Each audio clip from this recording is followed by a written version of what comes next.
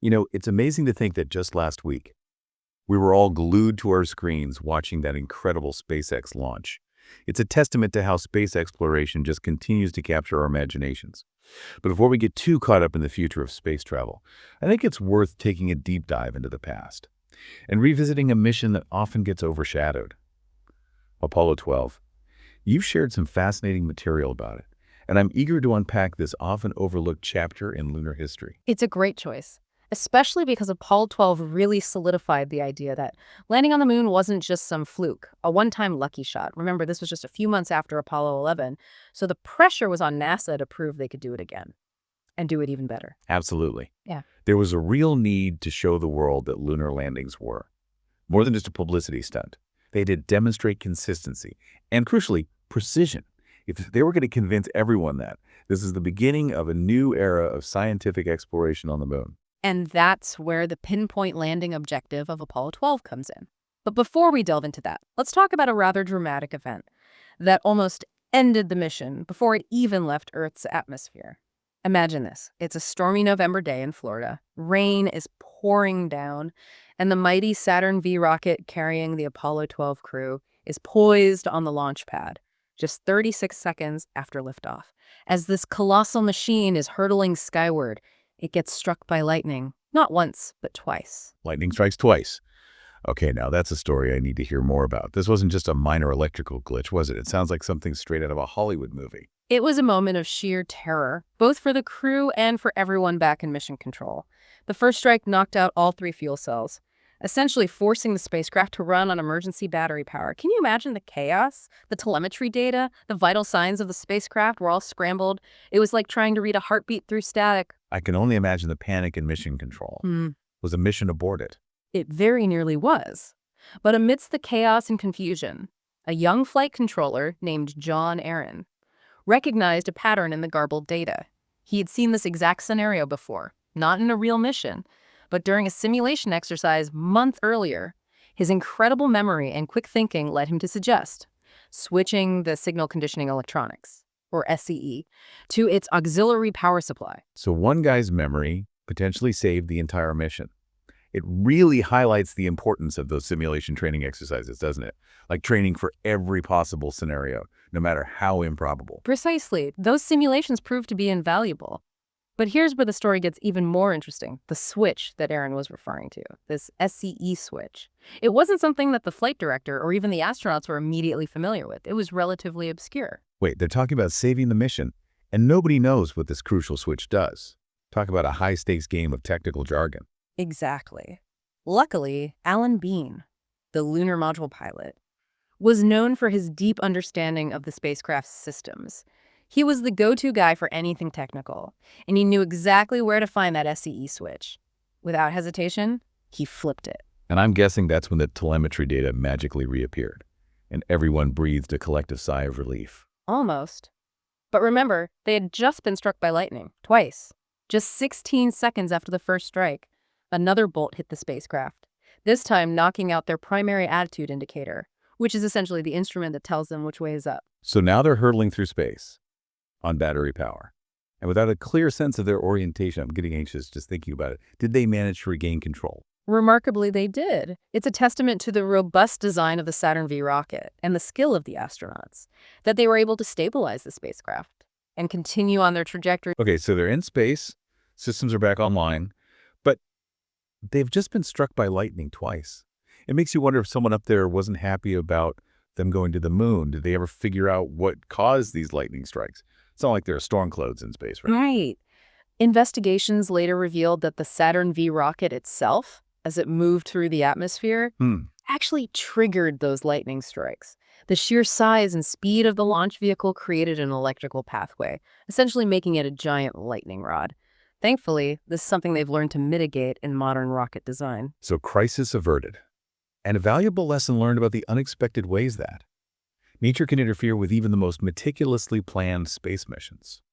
But before we move on to the pinpoint landing and all the fascinating science they conducted on the moon, I remember you mentioned something about concerns regarding the parachutes. Yes, that's right. After those lightning strikes, there was a lingering worry that the explosive bolts responsible for deploying the command module's parachutes during re-entry might have been damaged. Imagine the weight of that knowledge hanging over the entire mission. However, the decision was made to withhold this information from the crew. Now that's a fascinating ethical dilemma. Wouldn't you want the astronauts to be aware of such a critical issue? After all, they were the ones risking their lives on this mission. It's certainly a tough call, but consider this. If the parachutes were indeed damaged, there was absolutely nothing the crew could do about it. They were essentially facing a coin toss, a 50% chance of survival. Whether they attempted an emergency return or continued on to the moon, knowing about the potential issue wouldn't have changed the outcome, only added a tremendous psychological burden to an already perilous mission. I suppose in those situations, sometimes ignorance is bliss, a need-to-know basis in the most extreme sense. It makes you appreciate the immense courage these astronauts had, facing not just the known risks of spaceflight, but also the potential for unforeseen and unmitigable dangers. And thankfully, the parachutes did end up working perfectly during re-entry. Yeah, he did, thankfully. Right. But let's shift gears now and talk about that pinpoint landing you mentioned earlier. Remember, one of the main objectives of Apollo 12 was to prove that NASA could land on the moon with incredible accuracy. They wanted to show that they could hit a lunar bullseye, so to speak. And their target, the Surveyor 3 probe, a robotic spacecraft that had landed on the moon a couple years earlier. Manning right next to another spacecraft. Now, that's what I call ambitious. It must have been quite a challenge. Yeah. To locate this tiny probe on the vast cratered surface of the moon. I mean, how do you even find a robot on the moon? It's not like it's sending out GPS coordinates. You're absolutely right. It was a bold move and a risky one. If they had missed their target, it would have been a major embarrassment for NASA. But they had a brilliant lunar scientist on their team, a man named Ewan Whitaker, who played a crucial role in pinpointing Surveyor 3's location. He was like a lunar detective, using images from the lunar orbiter probes and meticulously comparing them to photographs taken by Surveyor 3 itself. It was like searching for a needle in a haystack. But Whitaker, with his incredible spatial reasoning abilities, was able to identify two specific rocks near Surveyor 3 that were visible in both sets of images. So they essentially use rocks as landmarks Yeah. to navigate to their target. That's amazing. Yeah. It really makes you appreciate the behind-the-scenes work that goes into these missions, all the unsung heroes who contribute to their success. But even knowing where to aim is just the first step. Actually landing the lunar module, Intrepid, with such precision must have been an incredible feat of piloting. Oh, absolutely. This was still the early days of lunar landings, remember? They were relying on complex calculations, radar data, and a whole lot of skill from the pilot, Pete Conrad. As they descended towards the surface, Conrad was searching for a specific pattern of craters that they had identified from their orbital images, a visual guide, that they had nicknamed the Snowman. A snowman on the moon. That's adorable. I love that they gave these crater formations such whimsical nicknames and adds a touch of human whimsy to this incredible technological achievement. It does, doesn't it? It reminds us that even in the most extraordinary of circumstances, humans retain that innate need to find familiarity and humor in the world around them. And you can imagine the tension as they got closer and closer to the surface, anxiously scanning for those three telltale craters. That would confirm they were on the right track. And did they spot it, this lunar snowman? They did, just as they had calculated. The snowman appeared in their field of view, right where it should be, confirming their trajectory. Conrad, with his incredible piloting skills, took over manual control for the final descent and guided Intrepid down to the surface with pinpoint accuracy. And they actually landed within walking distance of Surveyor 3. It's hard to believe they could achieve that level of precision with the technology they had back then. It really is mind-blowing, isn't it? They landed just 535 feet away from their target. Just imagine the sense of accomplishment they must have felt in that moment. They had not only proven that lunar landings were repeatable, but they could now land with incredible accuracy, opening up a whole new realm of possibilities for lunar exploration, almost like a philosophical leap. From the abstract idea of reaching the moon to the concrete reality of choosing exactly where to land on it. I love that analogy. It's like going from we can reach the moon to we can land on the moon right here on this specific spot. It speaks to the growing confidence and mastery of lunar navigation. But with all that pressure to achieve a pinpoint landing, I'm curious, what were Conrad's first words when he stepped out onto the lunar surface? Did he try to top Neil Armstrong's iconic one small step line? Well, Conrad, being known for his mischievous sense of humor, couldn't resist having a little fun with that. Remember, Armstrong's words had become instantly famous, and there was probably some pressure on Conrad to deliver something equally memorable. So what did he say? Something along the lines of, that might have been a small step for Neil, but it's a long one for me. You got it. Those were his exact words, a playful jab at his own height, and a nod to Armstrong's famous quote. But there's a funny story behind those words as well. Oh, I do love a good behind-the-scenes anecdote. What's the story? Apparently, Conrad had made a $500 bet with the journalist Oriana Fallaci that he would say those exact words she had questioned, whether NASA had scripted Armstrong's famous words, and Conrad, always up for a challenge, decided to prove her wrong and maybe make a little money in the process. That's fantastic. It adds a whole new layer of meaning to his words, a mix of humor, defiance, and a bit of entrepreneurial spirit. It's a reminder that these astronauts were more than just highly trained professionals. They were real people with personalities, quirks, and a sense of humor. But you mentioned earlier that this is where the story takes an unexpected turn. Something about a TV camera mishap. Right. Apollo 12 carried the first color television camera to the lunar surface. They wanted the world to see the moon in all its vivid detail. But sadly, their attempt at broadcasting live from the lunar surface was cut short.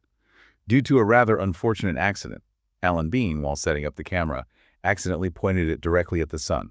Oh dear, not good for sensitive camera equipment. Must have been quite a disappointment, both for them and for everyone back on Earth. Who was eagerly awaiting those first color images from the moon? It was a major disappointment at the time. Imagine the entire world gathered around their television sets, eager to witness this historic moment, and suddenly the screen goes blank. But in hindsight, it makes for a pretty amusing anecdote, a reminder that even the best laid plans can sometimes go awry, especially when you're dealing with the complexities of space exploration. But with the color TV broadcast out of commission, it was time to focus on the primary mission objective, the scientific exploration of the moon. They had a lot of work to do, and only a limited amount of time to do it. So this is where they really started digging into the science, literally digging into the lunar surface. I believe they deployed something called the AL-SEPRITE, the Apollo Lunar Surface Experiments Package. What exactly did this package consist of, and what kind of data were they hoping to collect? The AL-SEP was essentially a portable laboratory, a suite of sophisticated instruments, designed to collect data on the moon's environment and geology. It included a seismometer to measure moonquakes, a magnetometer to study the moon's magnetic field, a solar wind spectrometer, and several other instruments. They had to actually dig into the lunar surface to deploy some of these instruments, which presented its own unique challenges. Remember that plutonium fuel element. They needed to power the AL-SEP. Plutonium? On the moon? That sounds a bit risky. Was there any concern about contamination? It was a carefully contained and shielded radioactive source, of course, but getting it out of its protective cask proved to be quite a challenge. In fact, Bean had to use a hammer to dislodge it. Hammer time on the moon. You know, I'm starting to think Alan Bean was the designated problem solver for this mission. He flips the right switch during the lightning strike, and now he's wielding a hammer on the moon. They should have called him Mr. Fix-It. But once they had the AL-SEP up and running, what kind of experiments did they conduct? What were they hoping to learn about the moon? The AL-SEP was designed to collect long-term data, even after the astronauts had left the moon. But they also conducted 2 carefully planned geological traverses, essentially lunar hikes, to collect samples and study the surrounding area. Remember, they landed quite close to Surveyor 3, so they were able to adapt their traverses to include a visit to the robotic probe. So they went to check on their robotic predecessor, so to speak.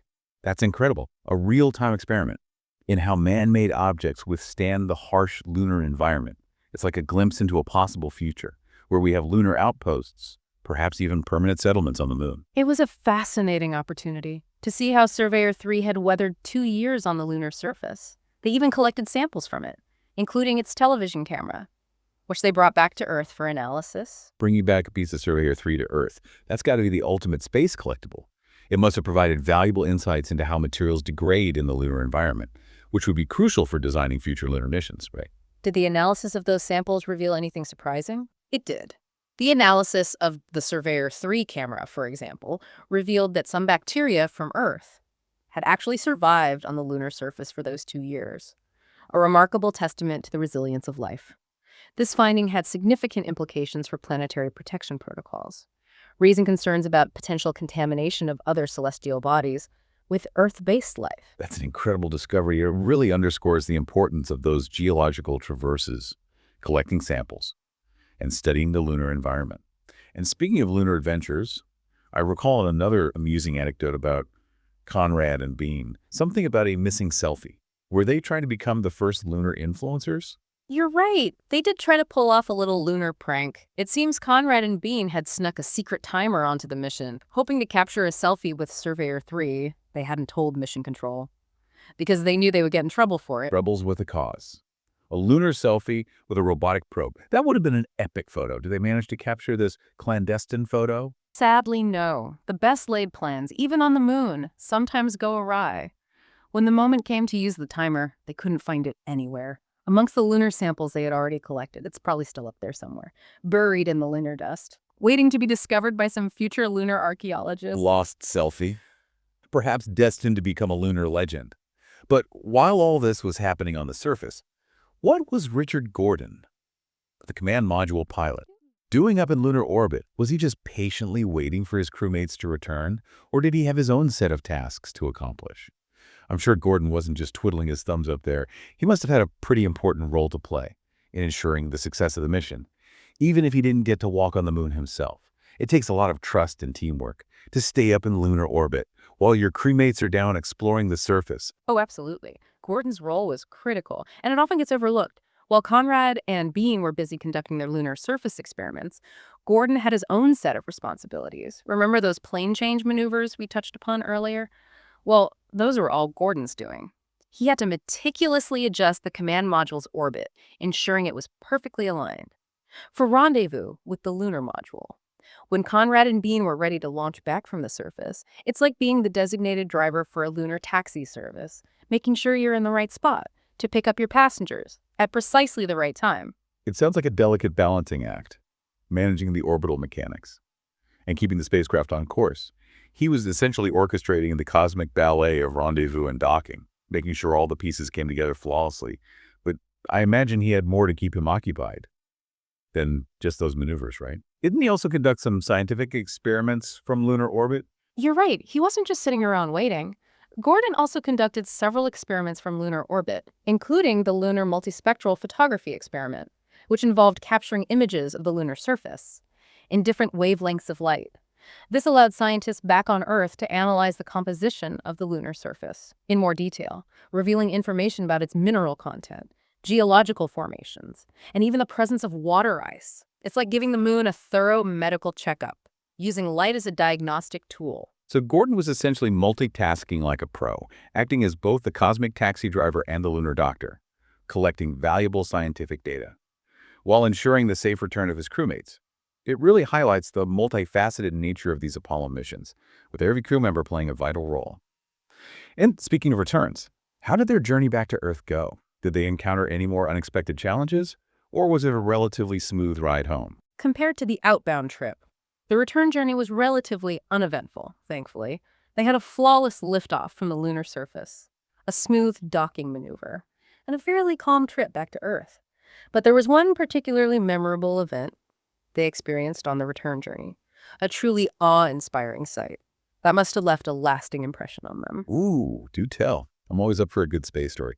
Was it another encounter with an unexpected celestial phenomenon, or perhaps a glimpse of some distant galaxy? It was something much closer to home, yet equally profound. As they were hurtling back towards Earth, they witnessed a solar eclipse, with the Earth passing directly between the spacecraft and the sun. Bean later described it as the most spectacular sight of the entire mission.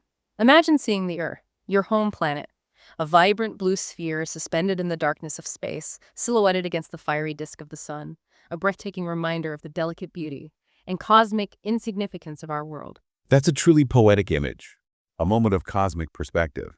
That must have stayed with them long after they returned to Earth. It makes you realize that all the human drama, all the triumphs and tragedies that unfold on our planet, are but a fleeting moment in the grand time scale of the universe. But I hate to bring it up. Didn't they have a bit of a rough landing back on Earth? Wasn't there some talk of a camera mishap during splashdown? Yes. Their return to Earth wasn't quite as graceful as one might hope. The splashdown in the Pacific Ocean was a bit rougher than anticipated, and unfortunately, a camera came loose and hit Bean in the head during re-entry. Poor Bean. After all that, a camera to the head seems like an unfair cosmic joke. Thankfully, it wasn't anything serious, right? Just a minor bump to add to his collection of lunar adventures. Luckily, it wasn't a serious injury, just a bit of a knock on the noggin. It just goes to show that even after a successful mission to the moon, You're not immune to the occasional earthly mishap. But before we wrap up this deep dive into Apollo 12, I think it's important to reflect on the legacy of this mission. What impact did it have on the future of lunar exploration? What did we learn from this often overshadowed chapter in human space history? Apollo 12 may not have the same iconic status as Apollo 11, but it played a pivotal role in solidifying NASA's lunar capabilities. They demonstrated consistency, precision, and a growing confidence in their ability to navigate and explore the lunar surface. They pushed the boundaries of lunar science, collecting valuable data that continues to inform our understanding of the moon's formation, history, and environment. And they did it all with a touch of humor, a dash of daring, and a profound sense of human curiosity. Exactly. Apollo 12 was a turning point, a bridge between the initial triumph of Apollo 11 and the more ambitious scientific missions that followed. It paved the way for a deeper understanding of the moon, and it inspired a generation to dream of exploring the cosmos. And it also left us with some enduring questions. The what-if scenarios that always linger in the realm of exploration. What if that lightning strike had been more severe? What if they hadn't been able to achieve that pinpoint landing? How might the course of lunar exploration have been different? These what-if questions are a reminder of the fragility of early spaceflight and the incredible courage of those who dared to venture into the unknown. They remind us that exploration is not a linear path, but a winding journey filled with risks, challenges, and unexpected discoveries. It's a testament to human ingenuity, perseverance, and our innate desire to push the boundaries of what's possible. It makes you wonder what those early pioneers would think of our current efforts to return to the moon, to establish a permanent presence there, to use it as a stepping stone for even more ambitious missions to Mars and beyond. They would probably be amazed by the technological advancements we've made, and they would undoubtedly be cheering us on, urging us to continue pushing the frontiers of human exploration. I have no doubt about that. Their spirit of exploration lives on in every mission we launch, every rover we send to another planet, every telescope we point towards the stars. And that, dear listeners, our deep dive into Apollo 12, a mission that proved we can not only reach for the moon, but land on it with precision, explore its mysteries, and return safely home. A truly inspiring chapter in the ongoing story of human space exploration.